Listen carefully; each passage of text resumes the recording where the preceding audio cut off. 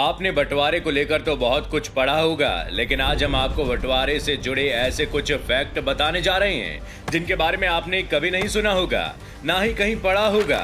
एक ऐसा बंटवारा जिसने भारत का पूरा नक्शा ही बदल दिया।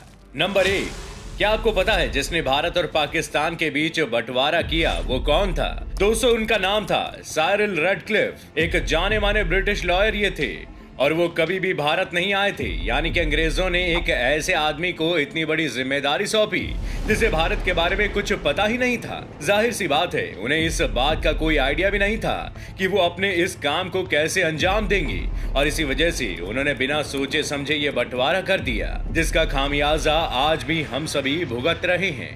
नंबर 2, जब विभाजन होना था तब देश में एक अलग मुस्लिम देश बनाने की बात कही जा रही थी, जिसका सीधा मतलब ये था कि रेडक्लिफ को एक ऐसा बॉर्डर बनाना था जिससे कि ज्यादा से ज्यादा मुस्लिम पाकिस्तान में रह जाएं और ज्यादा से ज्यादा हिंदू और सिख भारत में। लेकिन रेडक्लिफ ने जो बॉर्डर बनाया उससे करीब 50 लाख हिंदू और सिख पाकिस्तान के हिस्से में आए पंजाब में रह गए, और वहीं करीब 50 लाख मुसलमान भारत के हिस्से में आने वाले पंजाब में फंस गए।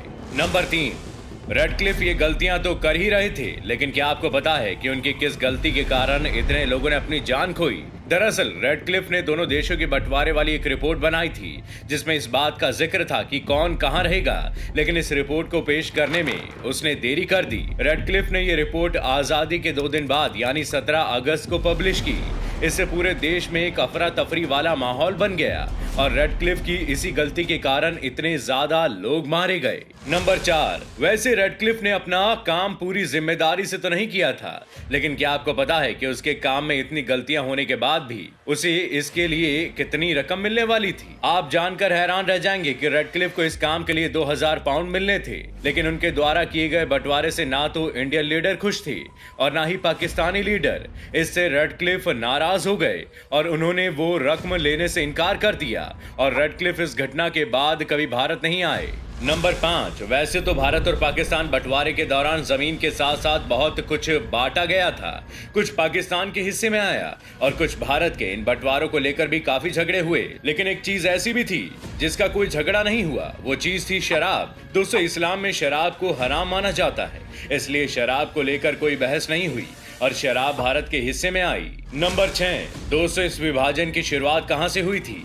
इसका ठीक जवाब हर कोई नहीं दे पाता है। कुछ इतिहासकार ये मानते हैं कि जब साल 1905 में बंगाल का विभाजन किया गया तभी देश के विभाजन की भी नींव रख दी गई थी। आपको बता दें कि 1905 में बंगाल का बंटवारा हिंदू और मुस्लिम आबादी के आधार पर हुआ था और यहीं से अंग्रेजों ने विभाजन की नींव तैयार की। नंबर 7, भले ही विभाजन साल 1947 में हुआ था, लेकिन क्या आपको पता है कि पहले भारत पाकिस्तान बंटवारा 1948 में होना था, लेकिन ऐसा हो नहीं पाया। इसके पीछे की वजह यह थी कि ब्रिटेन में सरकार बदल गई। नई सरकार इटली की बनी जो पहले ही इंडिया को आजाद करने की बात कह रहे थे, और सरकार के बदलने की वजह से 1 साल पहले ही यानी कि 1947 को ही ये दोनों अलग देश बन गए। नंबर 8, विभाजन के बाद बॉर्डर क्रॉस करने वाले लोगों की संख्या लाखों में थी। भारत सरकार की माने तो करीब 1.5 करोड़ लोगों को भारत से पाकिस्तान भेजा गया था और आज तक इतने बड़े पैमाने पर इतना बड़ा विस्थापन नहीं हुआ। नंबर 9, वैसे जब विभाजन हो रहा था तब कई लोगों ने बेहद अजीबोगरीब मांगे भी रखी थी। कुछ मुसलमान तो ताजमहल को साथ पाकिस्तान ले जाने की जिद कर रहे थे। उनका कहना था कि ताजमहल आखिरकार मुसलमान बादशाह ने बनवाया था, इसलिए इसे पाकिस्तान में होना चाहिए।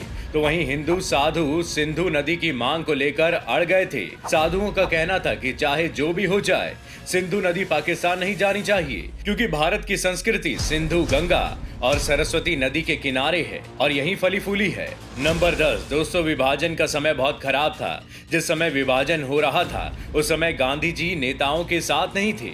वो बेहद चुनिंदा नेताओं में से एक थे जो देश में जगह जगह हो रहे दंगों को शांत करने की कोशिश कर रहे थे। कोलकाता के नोआखली में तो वो बहुत दंगाइयों के बीच जाकर खड़े हो गए और उनका सम्मान इतना था कि दंगा शांत हो गया। नंबर 11, जिस वक्त पाकिस्तान एक अलग देश बना था उस वक्त उसके पास अपनी करेंसी नहीं थी। 1948 तक पाकिस्तान भारतीय नोटों पर अपनी मोहर लगाकर भारतीय करेंसी का इस्तेमाल किया करता था। 1948 के बाद पाकिस्तान में पाकिस्तानी रुपीस इस्तेमाल होना शुरू हो गए थे और इस नोट पर जिन्ना का फोटो था।